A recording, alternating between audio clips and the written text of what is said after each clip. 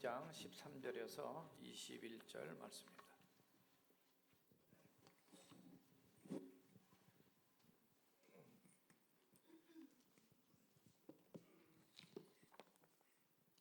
누가복음 12장 13절에서 21절.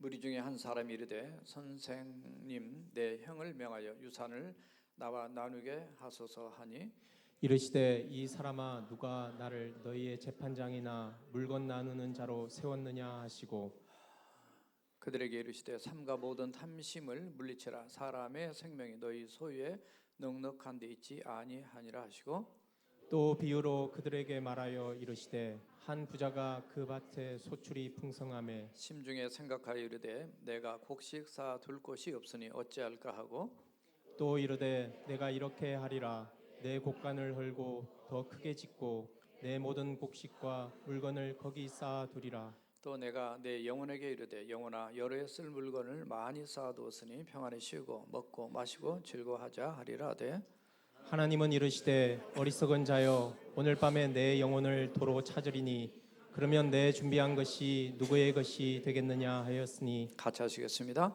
자기를 위하여 재물을 쌓아두고 하나님께 대하여 부여하지 못한 자가 이와 같으니라. 아멘. 따라서 해보시겠습니다. 오늘 주님 앞에 선다면 코로나 바이러스로 인해서 한국에 많은 그 어려움들을 겪고 있는 소식을 뉴스를 들었을 겁니다. 많이 아프고 또 사람들이 죽어가고 있습니다. 누구에게나 질병이나 죽음은 갑자기 닥쳐옵니다. 전 세계 지금 현재 인구는 77억 약 6,600만이 넘어가고 있어요. 이 속도로 나가면 2035년쯤 되면 약 90억쯤 될 것 같아요. 엄청나게 많이 태어납니다. 1년에 태어난 숫자가 대략 한 1억 3천만에서 4천만이 태어나고요. 죽는 사람은 약 40% 정도가 죽어요. 그래서 거의 한 6천만 명 이상이 죽습니다. 그러니까 그 출생한 숫자가 더 많으니까 이렇게 계속 늘어나기는 하는 거죠. 우리가 코로나 바이러스 공포 때문에 막 국가나 나라가 난리인데요. 전 세계가 난리인데 사실은 올해 지금 2달도 아직 안 됐어요. 전염병으로 전 세계에서 죽어가는 사람이 전염병으로 죽어간 사람이 약 20만 명입니다. 에이즈로 죽어간 사람이 약 25만 명. 지금 2달도 안 됐는데 그래요. 그리고 암으로 죽어간 사람이 121만 명. 술 먹고 죽은 사람이 74만 명. 담배 피우다가 죽은 사람이 37만 명. 제가 예배 2부 예배 들어오기 직전에 성가대 기도하러 가기 직전에 제가 실시간 세계 인구 통계 쫙 나와 있어요. 막 초가 바뀌어가면 그 숫자가 바뀌어가면서 올라갑니다. 지금도 수없이 죽어가고 있고 지금도 막 태어나고 있고 그래요. 인간은 오기도 하지만 가기도 합니다. 우리도 여기 잠시 머무는 거지 우리도 가는 거예요. 그래서 참 교통사고로 지금 2달도 안 됐는데 죽은 인구만 약 20만 명이더라고요. 그러니까 우리가 지금 안 죽고 살아있는 게 하나님의 놀라운 은혜인 줄 믿습니다.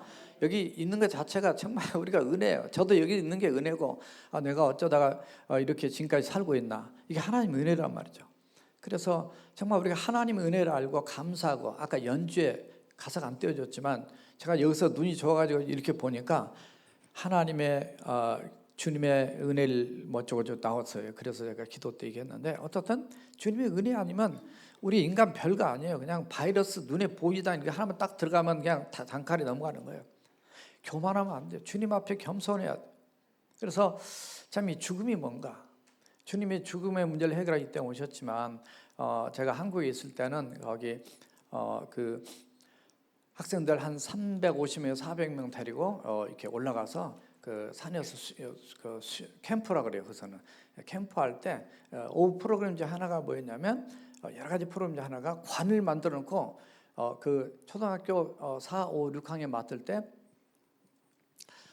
그 관 속에 다 들어가도록 해요. 관 속에 들어갔다가 그 한참 있다 나오도록 해가지고 어떤 생각이 드냐, 어떻게 살 것이냐, 하나님 앞에 선다면 어떻게 내가 죽음이 이렇게 내가 죽는다면 죽기 전에 뭐 하고 살 거냐, 이제 그런 걸 이렇게 그 프로그램에 해가지고 했던 적이 여러 차례 있었어요.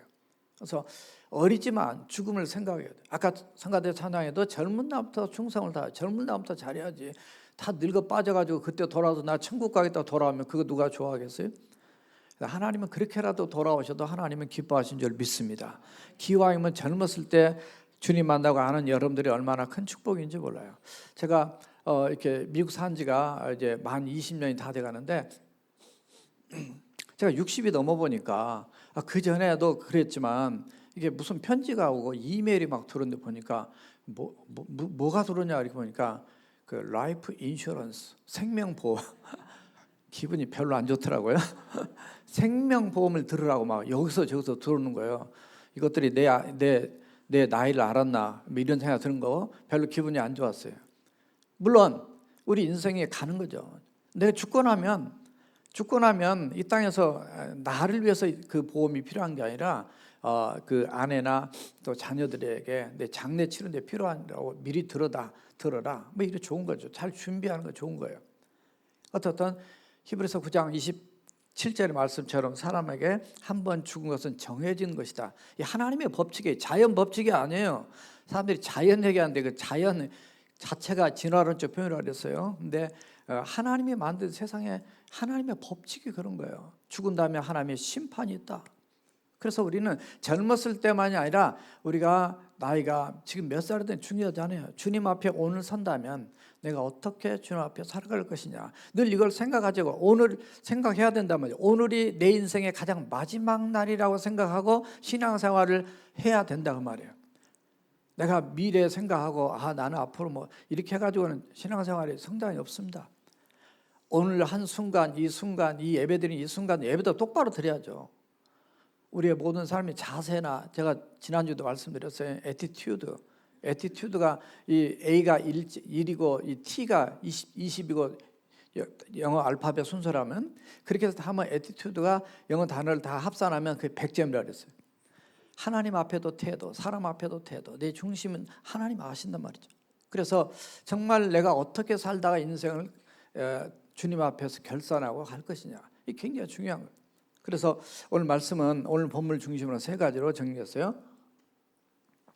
주님 앞에 선다면 아마 이런 질문을 주님 앞에 받을 수도 있지만 사실 주님이 이런 질문보다 더 수준 높은 질문을 하실 거고 본문의 말씀을 통해서 내가 어떤 질문을 받을 거냐 스스로 이렇게 생각을 해봐서 본문 중심으로 세 가지를 정리해봤습니다. 첫째 한번 따라서 해보세요. 나를 위해 살았는가? 주님 위해 살았는가? 이게 생각을 하지 않고 하도 그냥 사는 인생들이 많기 때문에 오늘 본문에 보면 이런 모습이 드러나기 때문에 그렇게 첫 제목을 잡았어요. 13절 다 같이 한번 읽어주세요. 시작. 무리 중에 한 사람이 이르되 선생님 내 형을 명하여 유산을 나와 나누게 하소서 하니. 아마 형님이 보통 아들 둘로 지금 본문에 따지면 그냥 등장인물로 따지면 아들이 둘이었어요. 그러면 장남은 보통 그 2배를 더 받았어요. 그러니까 무슨 얘기냐면 밑에 동생은 하나만 받고 형은 2를 받았단 말이죠. 다시 말해서 3분의 2는 형님이 받고 장남이 받고 3분의 1은 동생이 받았다. 받아야 되는 게 그런 그 법칙인데 아마 형님이 유산을 이렇게 독식하고 동생한테 주지 않았던 것 같아요. 그래서 이 문제를 자기 혼자 해결할 수 없어요. 형제 간의 갈등들 가끔 뉴스에 보면 이 재벌들이 막 형제난 뭐 이런 게 많잖아요. 뭐 돈 때문에 서로 싸우고 우애가 망가져 이런 안타까운 모습들을 보는데 자기 힘으로 해결할 수 없으니까 예수님께 요청을 했던 것 같아요. 그런데 이런 물질 앞에 서면 참 사람들이 그런 얘기를 뉴스에 안 나와도 하도 그런 얘기를 가끔 들으니까 이게 물질이라는 게 참 잘 사용하면 얼마나 유익하고 좋아요. 근데 이것 때문에 갈등 느끼는 가정들이 많고 또 갈등 안 느끼고 또 잘 해결하는 가정들도 더 많이 있더라고요. 근데 어떻든 물질 앞에 서게 되면 대부분 많은 사람들이 자기 중심적이 돼요. 욕심을 생겨지게 돼요. 그래서 오늘 예수님이 이렇게 답변을 하십니다. 14절을 보면 다 같이 읽어보세요. 시작. 이르시되 이 사람아 누가 나를 너희의 재판장이나 물건 나눈 자로 세웠느냐 하시고 이렇게 했어요. 이 사람아. 그래서 예수님이 그 문제 해결보다는 본질적인 문제를 터치하신 것을 발견할 수 있어요. 무슨 얘기냐면 동생의 이 마음에 지금 뭐가 들었을까? 그래서 그 부분을 먼저 만지시는, 항상 예수님은 우리와 똑같은 수준이 아니고 더 영적이고 더 깊게 본질적인 근본적인 문제를 해결하기 위해서 늘 말씀하시고 또 그것을 위해서 오신 예수님 모습을 발견할 수 있는데 15절에 가면 이렇게 또 표현이 됐어요. 15절 다시 읽어보세요. 시작. 그들에게 이르시되 삼가 모든 탐심을 물리쳐라. 사람의 생명이 그 소유에 넉넉한 데 있지 아니하리라 하시고, 여기서 그 물어보고 질문한 그 사람에게 얘기한 게 아니고 그 사람을 포함해서 누가 지금 자기 중심이고 누가 물질 중심이고 누가 땅의 것 중심이고 이렇게 있냐면 그 동생만이 아니라 지금 형이 안 주고 있다면 형도 문제죠. 그리고 예수님 말씀은 지금 그 한 사람이나 두 사람이 얘기한 게 아니라 사실 거기에 둘러싼 13절에 등장했던 무리들 전체가 이 얘기를 들으라는 얘기예요. 왜냐하면 우리가 볼 때 누가 잘못했다 그러면 그 사람은 잘못한 것 같지만 들어가 보면 나도 똑같은 그런 잘못을 범하는 게 많잖아요. 그래서 세상은 그 들킨 죄인과 안 들킨 죄인밖에 없어요. 그러니까 다 죄인이에요. 우리가 여기 있지만 여러분들 막 거룩한 것처럼 보이죠. 여러분들 저도 마찬가지 다 그냥 요만 거 생각하는 것까지 다 들여보면 더러워서 여기에 같이 있고 싶지 않아요. 바이러스가 실제로는 그런 돌아다니는 바이러스보다 더 무서운 죄악된 바이러스가 바로 우리란 말이죠. 이 바이러스 문제 해결하기 위해서 예수님 오신 거 아니에요. 그래서 예수님 십자가에 죽으시고 보혈을 흘리셔 부활하심으로 우리에게 영원한 생명을 주신 이 최고의 백신이 예수 그리스도예요. 그래서 예수님을 믿어야만이 구원받는 이 놀라운 은혜를 우리가 지금 이런 코로나 바이러스로 인한 이 상황에도 늘 우리는 생각을 해야 한단 말이죠. 자, 그런데 예수님이 그러셨어요. 그들에게 이르시되, 그 무리들에게 이르시되 모든 탐심을 물리쳐라 말이에요. 골로새서 그 3장 5절을 보면 탐심은 우상 숭배다 이렇게까지 얘기했어요. 꼭 무슨 뭘 만들어 놓고 절하는 게 우상 숭배 아니고 탐심 자체가 하나님보다도 더 그를 소중하게 여기고 그리고 그것에 의해서 움직이고 살아가는 그런 우리 인생들이 바로 그게 나도 모르게 우상 숭배의 삶을 지금 살고 있다는 거죠. 그래서 예수님이 지금 돈 문제를 말씀하시기보다는 그 중심의 마음의 지금 자세를 지금 지적하고 있단 말이에요. 그러므로 저나 여러분들이 신앙생활을 하면서 우리가 살면서 또 사람과의 관계에서도 마찬가지고 정말로 하나님이 무엇을 원하신가에 포커스가 있어야 돼요.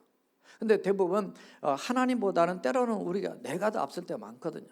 저도 마찬가지고 우리 모두 다 보면 내 생각이는 어떻고 막 내가 볼 때는 이 성경 말씀이 어떻고 다 내가 복음이야 이게. 그러니까 예수님의 복음인데 다 내가 복음으로. 그래서 정말 예수님이 이런 탐심을 지적을 하면서 물론 돈 많은 거, 돈 있는 걸 지적한 게 아니에요. 돈은 많으면 좋죠. 그런데 그것에 대한 자세가 어떠냐 말이죠. 예수님이 그 탐심을 내가 가져야 될, 물론 지금 못 가졌으니까 얘기는 한 거지만 그런 그 단순한 그 문제만이 아니고 본질적인 우리의 마음의 지금 상태를 지금 지적하고 있다 그 말이에요. 그래서 여러분들이 아마 요 얘기 들으면 우리 집안도 이랬는데 뭐 이런 사람들도 가끔 있어요. 그래서 이런 집안이 돼서는 안 될 줄로 믿습니다. 예수님 안에서는 물질이든 또 어떤 상황이든 간에 정말 주님 안에서 서로 사랑으로 화목하게 양보하고 이해하고 그러면서 같이 이렇게 나가야 된단 말이죠. 자, 그래서 예수님 비유를 하세요. 그 비유가 뭐냐면 그 밑에 비유가 사실 나오는데 부자가 이제 한 부자의 그 비유를 들으시면서 풍성한 소출을 거두고 난 다음에 어찌할까?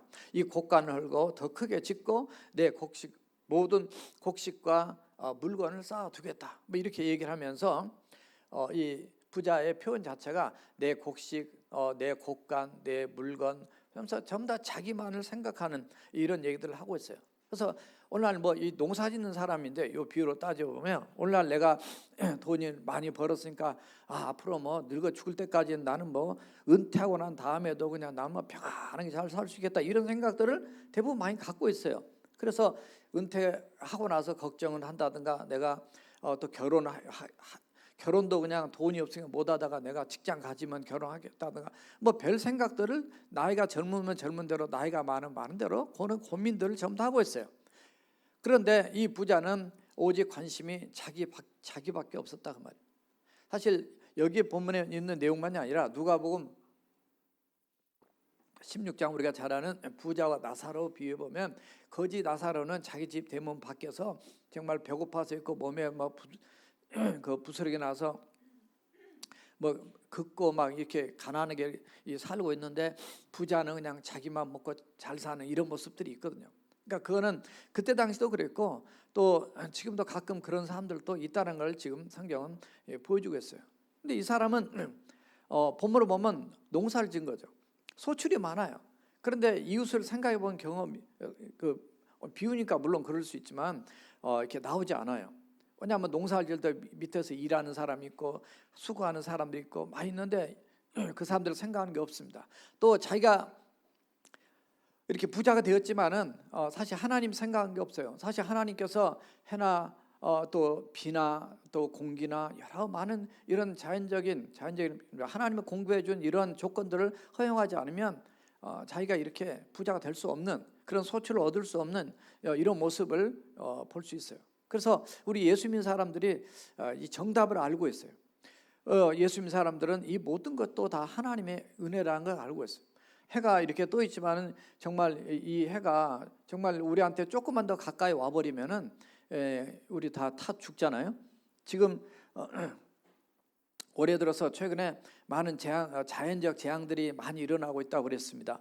사우디아라비아나 또 이집트에 그 사막에 눈이 이만큼 쌓였더라고요. 눈이 온 적이 없는데 눈이 이만큼 쌓였어요. 뭐 호주에 막 불나가지고 한 얘기 뉴스에 나오잖아요. 지금 뭐 이런 바이러스 예전에 뭐 패스트라든가 뭐 메르스라든가 사스라든가 이런 걸로 얘기했지만은 지금 이 또 새로운 이 코로나 바이러스에 의해서 그 이스라엘로 어제 보니까 뭐 비행기 타고 성지순례 간다고 130명 갔는데 안 받아줘가지고 다시 돌아오고 지금 뭐 필리핀이나 싱가포르 이런 데서 한국 비행기 안 보내고 뭐 점점 지금 이렇게 이 하나님의 어떤 그 깨닫게 하시는 일들이 일어나고 있습니다. 우리 민족만이 아니에요, 사실. 중국도 마찬가지고 전 세계 마찬가지. 이 지금 전 세계 이 상황들을 하나님 뭐를 지금 깨닫게 하실까? 주님 다시 오실 때 가깝고 이 말세에 대한 징조들이 곳곳에 나타나고 있어요. 저 남극에 지난 2월에 지금 2월이죠. 남극의 온도가 몇 도까지 올라가냐면 그 남극 그 빙하 그 얼음이 아니고 그 눈이 얼어서 달라붙어 있는 게 눈인데 섭씨로 20.7도까지 올라갔어요. 그게 완전 여름이죠. 20도가 넘으면.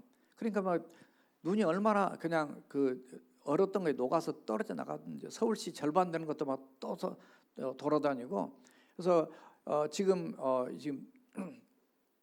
작년 올해 이 녹은 것이 뭐 2억 5천만 톤이래요. 뭐 느낌이 안 와요. 그렇게 지금 녹아 떨어져서 나가고 지금 그 눈이 얼었던 그 것들이 150m가 지금 다 녹아서 떨어져 나갔다는 거죠. 이게 다 녹으면 지구의 바다의 물 높이가 61m가 올라간다 이렇게까지 통계를 봤어요. 그러면 그냥 저 물 옆에 가까이 사는 나라는 다 덮이는 거죠. 그래서 정말 이런 시대 속에서 그런 것만 보고 두려워할 수 있는 것이 아니라 이럴 때일수록 더 우리가 기독교인들이 정신을 차리고 어떻게 살아야 될까? 정말 매일매일 한순간순간도 내가 언제 어떤 일 만날지 몰라요. 뭐 그냥 교통사고 나고 뭐 어디 누가 죽고 그러면 남 얘기 같죠. 언제 우리도 주님 앞에 갈지 모르는 거예요. 그럴 때 내가 그냥 땅의 것만 위해 살고 나를만 위해 살고 이렇게 살갈 거냐, 내가 주를 위해 살다 할 거냐. 막상 오늘 이 시간 주님이 오신다든가 여러분들이 막상 주님 앞에 선다 이 시간에 한다면 과연 저나 여러분들이 얼마나 떳떳하게 할렐루야 그러면서 주님 앞에 나갈 수 있는 사람이 몇이나 될 것인가. 주님 잠깐만요, 이런 죄를 회개하고 이런 게으른 걸 용서하고 내가 이렇게 좀 더 살다 가겠습니다는 그런 아쉬움이 있을 거예요. 그래서 사도 바울은 그가 하나님의 은혜를 체험하고 난 다음에 어떤 일에 대한 것은 말할 것도 없지만 그런즉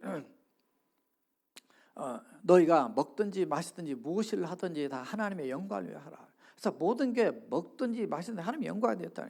예수 믿으면서도 그냥 내 마음대로 먹고 내 마음대로 살고 내 마음대로 하는 이런 것 자체가 이게 정말 주님 마음에 아픈가 한 거예요. 그래서 그냥 합리화시켜요. 뭐 저 사람도 그렇고 누구도 그런데 뭐 나는 그 신앙이 아니에요. 그것은 주님이 없어요. 자기가 왕이고 딴 사람이 하나님이요. 하나님보다 더 위에 있어요. 오늘날 지금 교회들이 그렇게 무너지고 있어요. 오늘날 목사들이 무너지고 교인들이 무너지고 정신을 바짝 차리지는 안 돼요. 제가 늘 말씀드리지만 그냥 똑바로 안 믿는 그런 신앙 가지고는 우리의 미래를 보장할 수 없어요.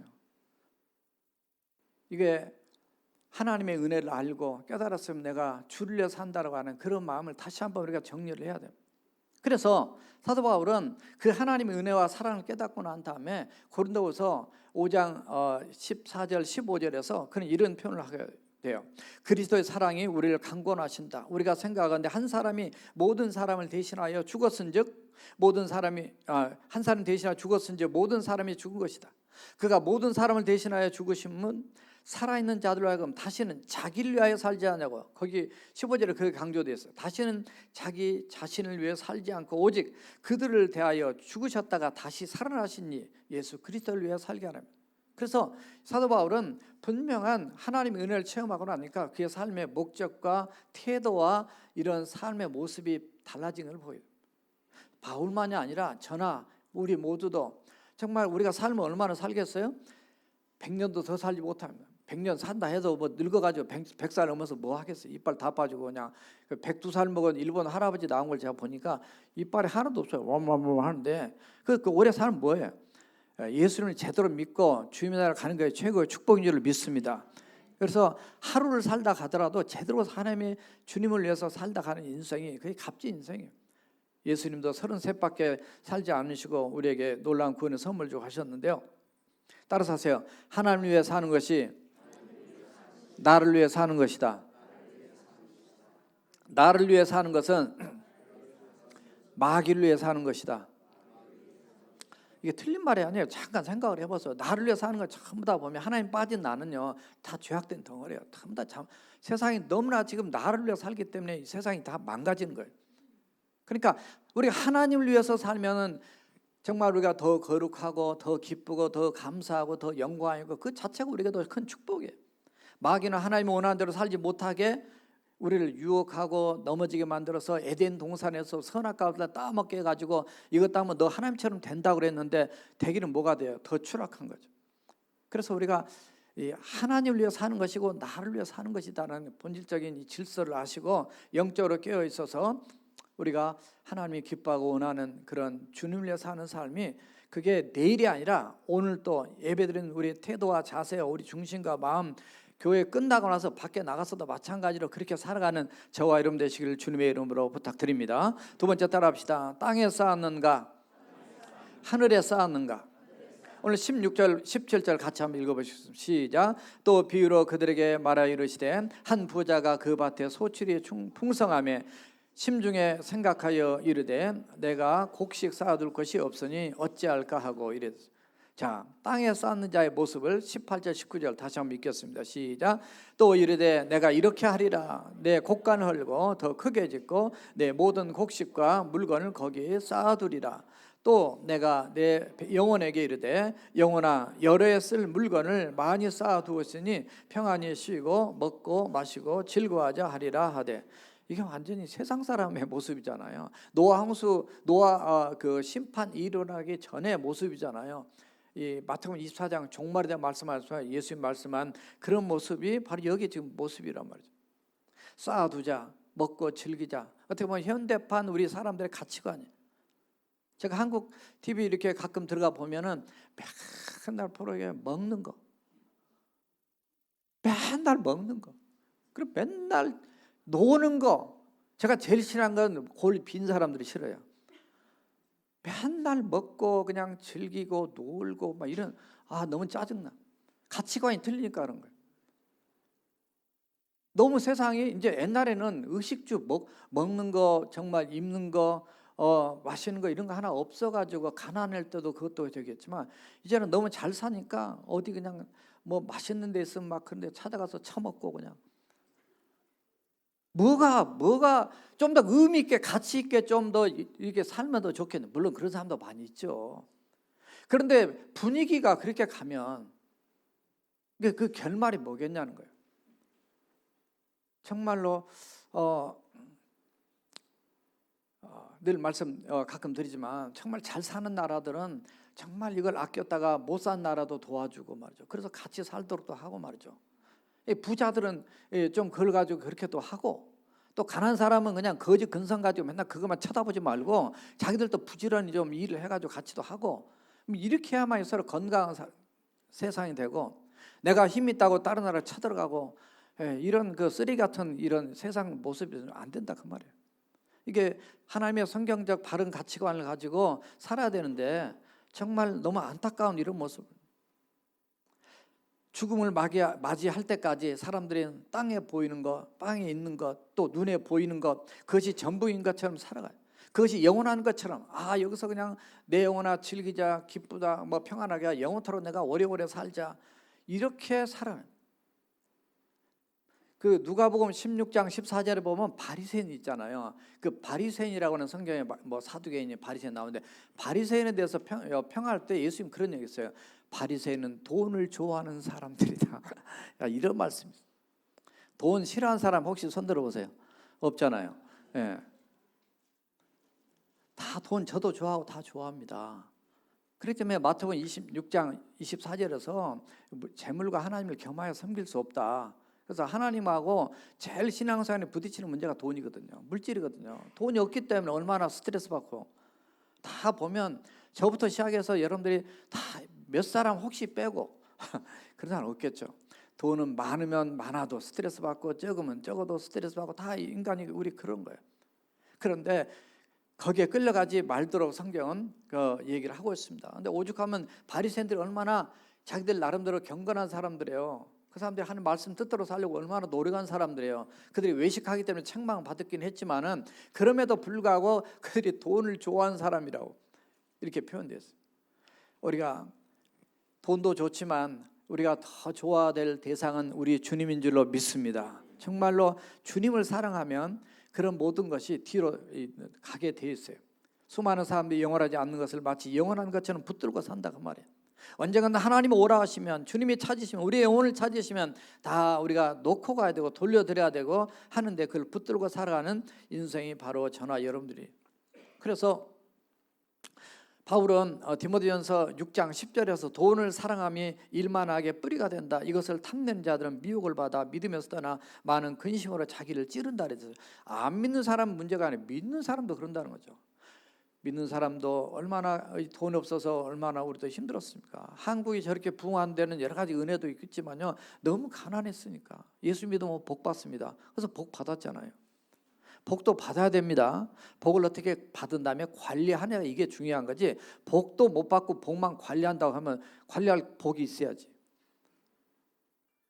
성경은 우리를 복 주시기 위해서 부르셨어요. 그것이 구원의 복이고 땅에 기름진 복이고 하늘에 신령한 복이고, 어떻든 우리는 몽땅 하나님의 복을 많이 받기를 주님의 이름으로 축원합니다. 그걸 가지고 관리만 잘하면 돼요. 그걸 잘 쓰고 잘 하나님의 영광을 위해서 잘 활용만 하면은 이건 최고의 복입니다. 그냥 예수 믿어도 그냥 힘들고 어렵게 살 수도 있어요.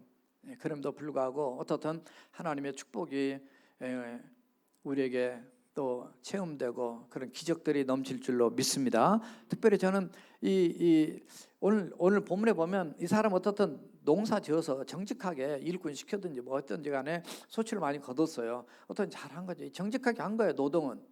그런데 가끔 요즘에 보니까요, 보이스피싱, 목소리로 이렇게 피싱, 제가 피싱은 좋아하는데 낚시를 많이 못하지만 그걸로 사람 낚아가지고 사기치, 이런 놈들 다 사형을 시켜야 돼. 세상 쓰레기 같은 인간들 때문에 얼마나, 그 사람 때문에 얼마 전에 뉴스에 보니까 그냥 보이스피싱 당해가지고 그냥 자기 생명을 이렇게 그냥 자살해 죽었더라고요. 와, 정말 이 세상에 법이 그렇게 있는데도 그냥 못 잡는 건지. 과학은 발달이고 뭘 발달해도 IT가 어떠는데 그걸 하나도 못 잡는데, 잡아도 미국처럼 한 30년 때리든지 50년 때리든지 아니요, 들어가서 그걸 왜 가둬놔요, 감옥에. 일을 시켜야지. 미국에서 감옥 가둬놓으면 한 명당 돈이 얼마 들어가는 줄 아세요? 지금 몇 년 전에 본 거지만 한 명당 6만 불이 들어가요. 아니 6만 불 가서 벌기도 어려운데, 아니 왜 갖다가 돈을 갖다 주면서 밥 주지, 재워주지, 뭐 옷 주지, 정신 개조를 시키든지 가서 노동을 시키든지 해서라도 이 똑바로 만들어야 되는데 이 정말 남의 거를 훔쳐가려고 하는 이 보이스피싱 같은 이런 쓰레기 같은 인간들이 다 청소를 해야 돼. 청소. 쓰레기들은 세상에 이 악한 마귀와 악한 이 영으로 악한 욕심으로 이 탐심이잖아요. 이게 탐심. 이건 죄악이거든요.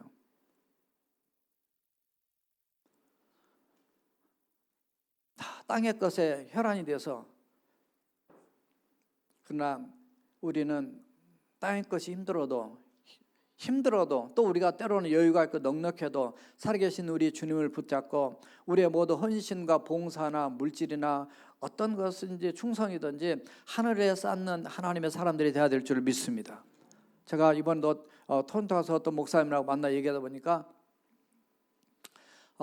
그 필리핀에 어떤 수연이라고 하는 교회가 있어요. 근데 한국 사람 이름인데 그래서 이 사람은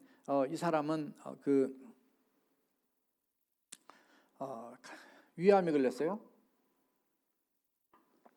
여자 집사인데 위암에 걸렸어요.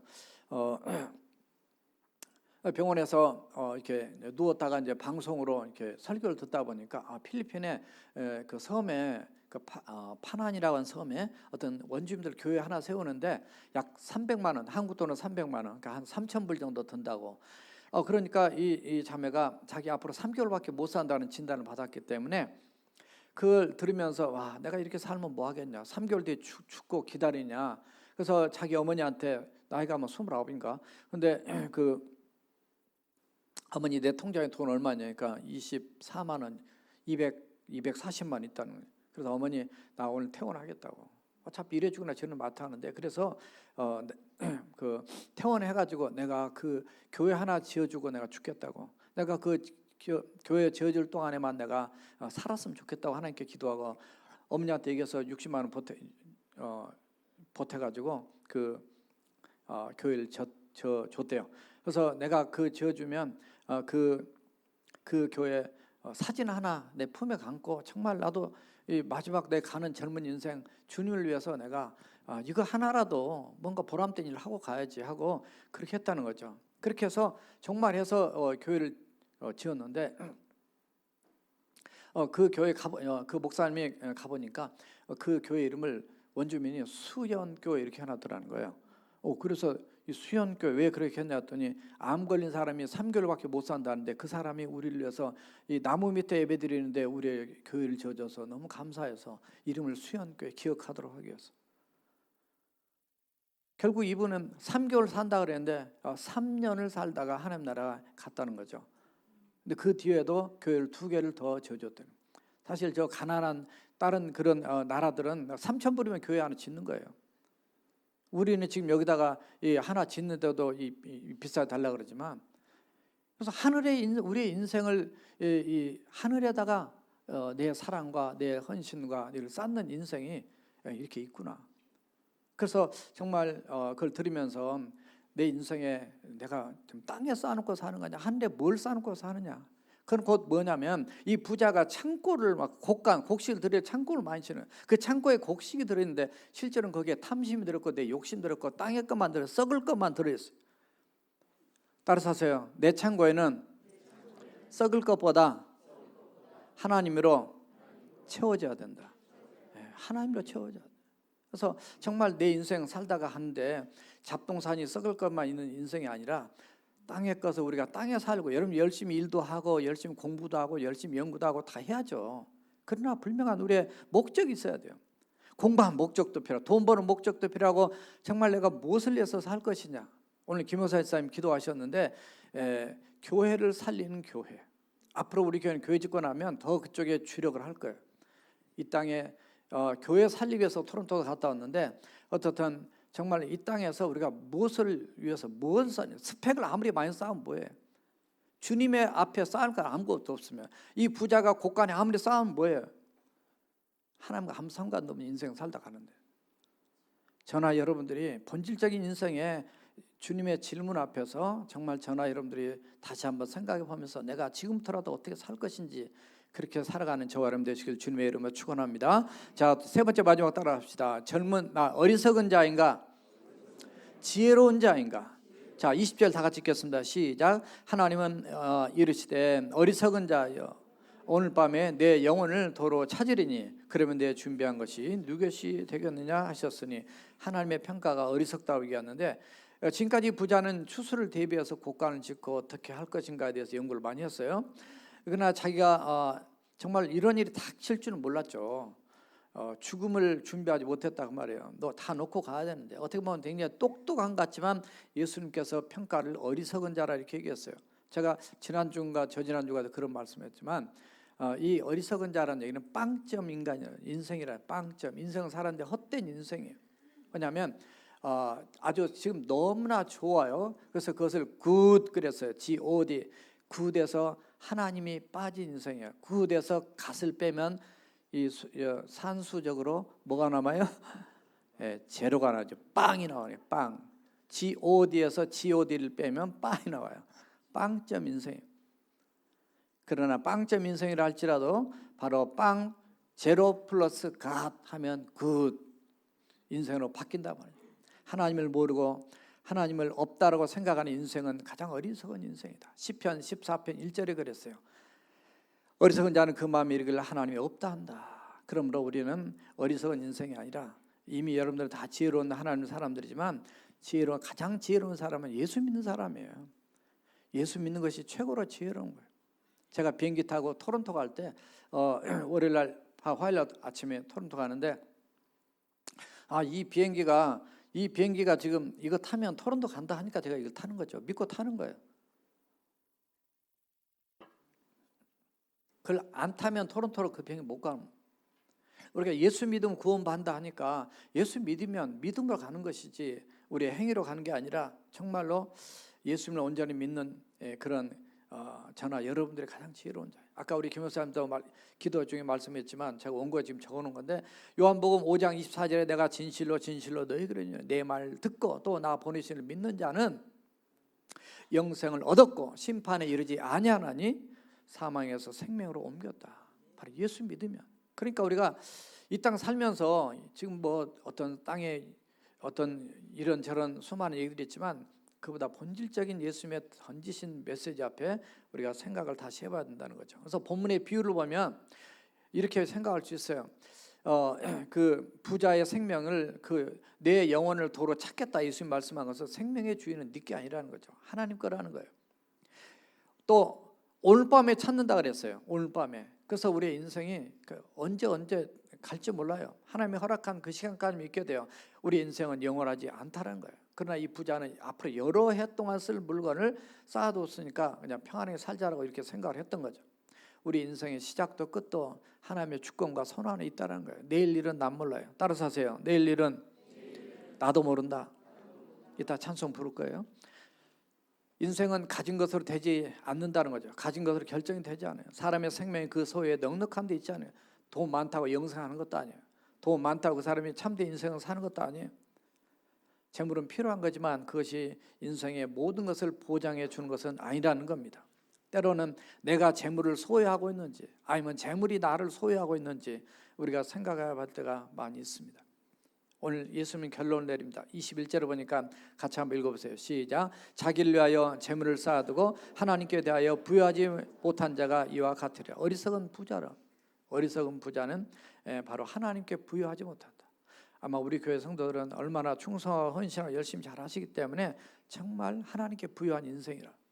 제가 아까 토론토 말씀드렸는데 한 분의 간증만 제가 얘기를 하겠어요. 제가 이제 그 회의를 하고 또 그 개척을 해야 되 세우고 뭐 이런 것 때문에 미국 팀들하고 또 우리 한국 팀들하고 다니면서 보고 또 교회 가서 이런 얘기 잘 듣고 이렇게 하는데 밴을 탈 때 제가 제일 이제 앞자리에 앉았어요. 제 왼쪽에 운전하신 분이 젊으신 분이 앉았어요. 목사님이. 그래서 제가 이제 보통 취조를 하잖아요. 보통 이제 이렇게 마치 그것처럼 세진자 들어오면 다 이렇게 물어보고 하는데 제가 물어봤어요. 언제 캐나다 오셨습니까? 그랬더니 15살 때 왔다. 진짜 빨리 오셨네요. 어떻게 가족이 다 오셨나요? 자기 혼자 왔대요. 그래서 너무 궁금해서 그러면 한국에서는 어디서 살았어요? 그랬더니 절에서 살았다 그래요. 절에서 살았는데 목사님이 됐어요. 그래서 아니 무슨 절에서 살았냐, 왜 절에서 살았냐 그랬더니 자기 기독교가 너무 싫어가지고 교회가 너무 싫고 그래가지고 자기 스스로 절로 들어갔다는 거죠.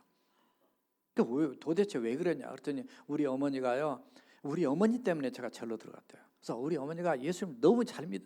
이분이 예수 믿고 나더니 이분이 어머니가 환상을 봤는데 자기가 예수님이 십자가 못 박힐 때 자기도 못 박고 예수님이 부활하실 때 자기도 같이 부활했기 때문에 그거를 하나님 보여줬대요. 그래가지고 확실하게 하나님 주님을 만나가지고 내가 이렇게 살다가는 인생, 나를 구원해 주신 그 예수님을 위해서 내가 살겠다 그래가지고 어머니가 뭘 하셨냐 그랬더니 포장마차를 하셨는데 포장마차에서 나온 수익금에 10의 1조를 드린 게 아니라 10의 7조, 10의 8조를 드려버렸어요. 내가 인생 살다가 내가 이런 예수님 만나면 내가 이렇게 살다 가야 되겠다 그래가지고 그렇게 바치니까 누가 싫어요? 남편이 싫어하죠. 남편은 내 편 아니에요. 남편이에요. 예, 그러니까 남편이 그냥 두들겨 패는 거예요. 자기 엄마를. 그렇게 하니까 중간에 있던 아들 하나밖에 없는데 이 아들이 생각하니까 야, 예수님 믿는 우리 엄마 저렇게 믿으면 자기가 봐도 안 되겠는데 그렇게 하니까 너 맨날 그 싸우고 두들겨 패고 이러니까 누가 좋아하겠어요. 제가 지난주 그랬잖아요. 부인이 두드려 패는 사람 쓰레기라고. 그런데 그러니까 이 집을 나온 거죠. 집을 나와가지고 야, 어디로 가야지 내가 살겠냐. 절로 들어가면 속세를 떠나 살면 될 것 같아서 절로 간 거예요. 그래서 자기는 절밥을 먹고 참선을 하고 뭐 다도를 하고 뭐 여러 가지 하더라고요. 예, 그렇게 하면서 공부하다가 이제 그 어머니가 어느 날은 야, 우리 차라리 죽자. 그렇게 하죠. 아들하고 같이 차를 몰고 운전하고 가서 다리 밑으로 떨어져 죽으려고 팍 가는데 갑자기 성령님께서 어머니한테 감동을 주셔가지고 야, 네가 그렇게 죽을 힘이 있으면 그런 마음 가지고 살아라. 그렇게 가지고 스탑을 해가지고 그래서 자살을 안 하신 거예요. 두 분이 자살을 안 하고 어머니 생각하니까 안 되겠다. 우리 아들을 유학을 보내야지. 그래서 캐나다로 유학을 보낸 거예요. 유학을 물어봐죠. 이 또 쓰레기 하나가 또 있어요. 유학을 와서 해가지고 했는데 그 가디언이 나와야 되잖아요. 근데 공항에 내리니까 없어. 사기를 당했대요. 야, 이게 이 쓰레기 같은 우리 동족을 속이는 인간들이 얼마나 세상에 널렸는데 그래서 그 지옥은 꼭 필요해. 지옥 가기 전에 회개하면 되지만요. 정말 저는 세상을 보면서요. 지옥이 꼭 필요해. 왜 하나님이 지옥을 만들었을까 이해가 돼요. 아니 15살이 영어도 하나도 못한다고 캐나다 공항에 내렸는데 딱 토론토가 내렸는데 보니까 아무도 없는 거예요. 그래가지고 깊은 얘기는 안 하지만 이래저래 술집 가서 일했어요. 밑에 시다발이 일하고 이렇게 하면 야, 안 되겠다. 내가 공부를 해야 되겠다. 공부를 열심히 했대요. 그래서 대학을 들어갔어요. 그러니까 영어 공부를 열심히 한 거예요. 그래가지고 영어 하나도 못하다가 들어갔는데 들어가서 이제 공부를 이렇게 해서 논문을 쓰는데 뭘 하냐면 참 이게 어렸을 때 배운 게 중요한 거예요. 그 절에 있었잖아요. 그러니까 티베트 불교와 아리스토텔레스에 대해서 논문을 쓰는 거예요. 티베트 불교. 나 그 쓴 사람 처음 만났는데 근데 거기서 교수님이 그러더래요. 이 쓰기는 쓰되 어떻게 써야 하냐면 예수님, 마호멧, 또 석가모니 뭐 또 딴 사람 티베트 불교 뭐 어떤 사람 얘기하더라고요. 그걸 비교해 가지고 쓰되 그 사람들이 직접 한 말을 가지고 써라. 그렇게 해서 이제 이렇게 하는 그 이제 논문을 쓰게 되는데 어떻게 해서 born again 됐냐, 예수 만났냐, 그 궁금하잖아요. 이제 그런 이제 대화 과정에서 나오는데 뭐라냐면 자기가 예수님 말씀이니까 마태, 마가, 누가복음 믿고 요한복음을 읽으면서 하나님의 성령의 터치를 받은 거예요. 왜냐하면 어떻게 해서 우리가 만났냐 그랬더니 예수님이 막 자기를 죽이고 핍박하고 이런 중에도 끝까지 인내하고 그 인격과 그들을 용서하고 이런 것이 너무 감동이 되더라는 거예요. 자기 아버지는 두들겨 패는데 앞장서는데 예수님은 두들겨 패도 그거 안 하시고 인격적으로 그걸 다 사랑으로 용서하고 이런 거기에 감동이 되는데 그게 뭐 이성적으로 감동만 되면 되겠어요? 성령님께서 탁 터져서 울면서 회개가 된 거예요. 그래서 어디 가야 돼요? 이러면 교회 가야 돼요. 교회를 갔어요. 교회를 갔더니 오늘 뭐 좀 시간 가더라도 나가서 밥만 먹으면 뭐예요? 설교 좀 듣고 가지. 예.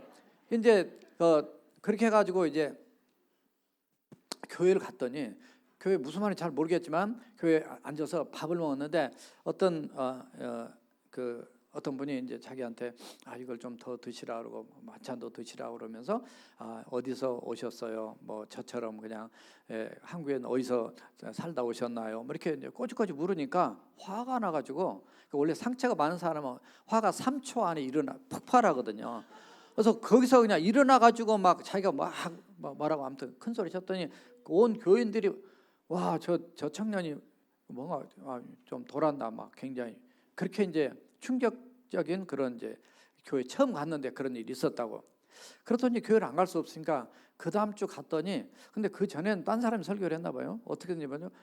그분 자기한테 그래도 형제 그러지 말고 요 김치랑 밥이랑 잘 드시라고 사랑으로 인내하면서 이렇게 자기한테 하더래요. 그래서 밥은 먹었대 아무튼.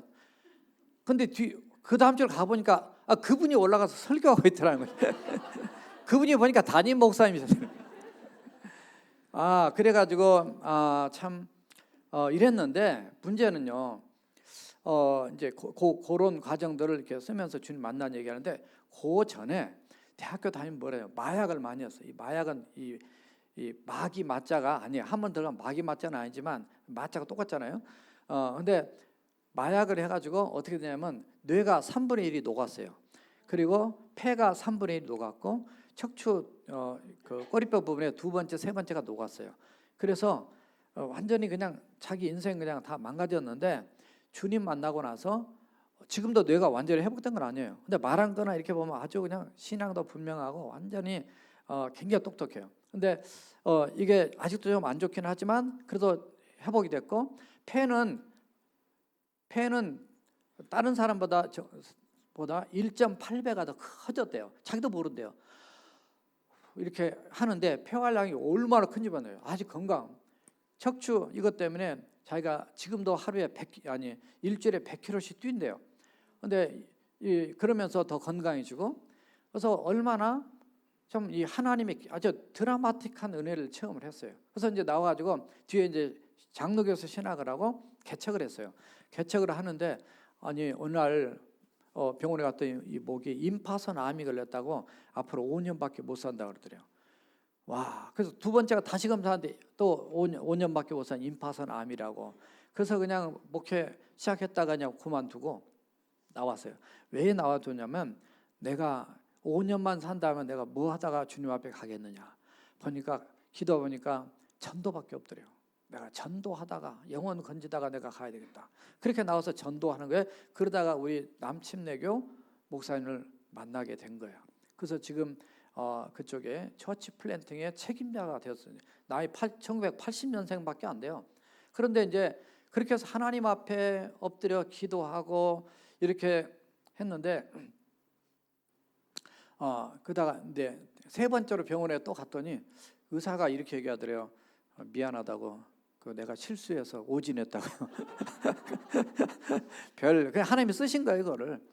와, 그래가지고 지금 하면 얼마나 아주 분명하게 신앙으로 다음에 우리에게 한번 초청하고 싶어요. 정말로 분명한 일. 이 시대에 이런 그래서 하나님이 놀라운 역사를 이룬 거를 간증으로 다 얘기할 수 없는데 그래서 이제 궁금한 것만 더 두 가지만 더 말씀드리면 그 어머니는 제가 그랬어요. 어머니는 그 포장마차 하지 마시고 차라리 전도자가 되면 더 좋겠다. 어머니가 신앙이 분명하게. 그러니까 예수님도 보면 신앙이 분명한 사람이 예수님도 분명히 믿더라고. 흐리멍텅한 사람 어디 갖다 놔도 흐리멍텅해. 우리 능력교회는 어디 갖다 놔도 확신한 줄 믿습니다. 어머니는 뭐 하시냐 했더니 어머니는 지금 식당을 하신대요. 10에 7조 8조를 드렸는데도 하나님이 계속 부흥을 주셔서 포장마차가 2개, 3개만 늘어나더니 식당을 하고 빌딩을 사게 되고 와 하나님이 그렇게 축복을 하시더라는 거예요. 그래서 지금은 뭐 하시냐 68세인데 지금은 그냥 식당을 여전히 하신대. 지금 하나밖에 안 합니다. 그래서 어디서 하십니까? 이 대구 출신인데 대구에서 하신다는 거예요. 그래서 대구 무슨 식당이냐 그랬더니 안합정이라고 그래요. 그래서 제가 안합정? 되게 친근감이 있었어요. 보니까 제가 2년 전에 그 식당 가서 밥 먹었어요. 우리 교회 출신 어떤 사람 이게 치과 의사인데 치과 교수인데 우리 교회 왔어요. 제가 새신자반 가르쳤습니다. 1년 방문 왔는데 그 할 때 제가 그랬어요. 자기는 담배 피운대요. 그래서 저 괜찮다고 담배값 여기다 넣고 와서 예배 드려도 괜찮으니까 오시라고 제가 그랬어요. 그랬는데 그렇게 해서 새신자반 잘 마쳤어요. 근데 이분이 제가 그러니까 제가 가끔 헛소리 할 때 오해하지 마세요. 뭐 어차피 저는 뭐 그냥 원고 이렇게 빨갛게 이쁘게 다 해가지고 다니는데도 그 가끔 옆으로 튀어나오는 소리 많으니까 제가 설교할 때 여기서 그랬대요. 술 담배 처먹고 천국 가겠다 생각하는 그런 인간들은 낯짝도 두껍지. 그래 어떻게 천국을 가겠냐고. 그거 하나 못 끊고 무슨 놈의 천당을 가. 천당가 담배 펴봐. 담배도 못 피우지만 거기 가서는 그렇게 했다는 거예요. 제가 다 기억도 없는데 그렇게 했더니 그 말에 이 사람이 은혜를 받은 거예요. 그 사람이 딱 맞아 내가 끊어야지. 그날부터 담배를 끊고요. 그 다음부터서 바로 그 새벽기도를 나왔어요. 그때는 월요일부터 새벽기도 있었어요. 월요일날 새벽기도 나왔어요. 계속 새벽 나오고 1년 그때 침례까지 받고 한국 갔거든요. 그냥 가가지고 한 몇 달 지나서 그 연락이 왔어요. 편지가 왔어요. 그래서 너무 구원받은 거 너무 감사해서 우리 교회에다 몇천 불 헌금하겠다고 보내왔어요. 그리고 또 뭐라고 하냐면 목사님 제가 새벽기도 나가기 위해서 제가 교회 근처로 이사를 했습니다. 이런 거예요. 할렐루야. 역사는 하나님이 하신 거예요. 그런데 제가 재작년에 그 경주에서 한국 전체 총회 이럴 때 내려가기 전에 딴 분은 안 만나도 그분은 한번 궁금해서 그분 앞에 연락을 막 찾아서 했더니 목사님 만나자고. 어디서? 대구 안압정에서. 근데 보니까 그 안압정 인터넷으로 제가 막 뒤지고 찾았어요.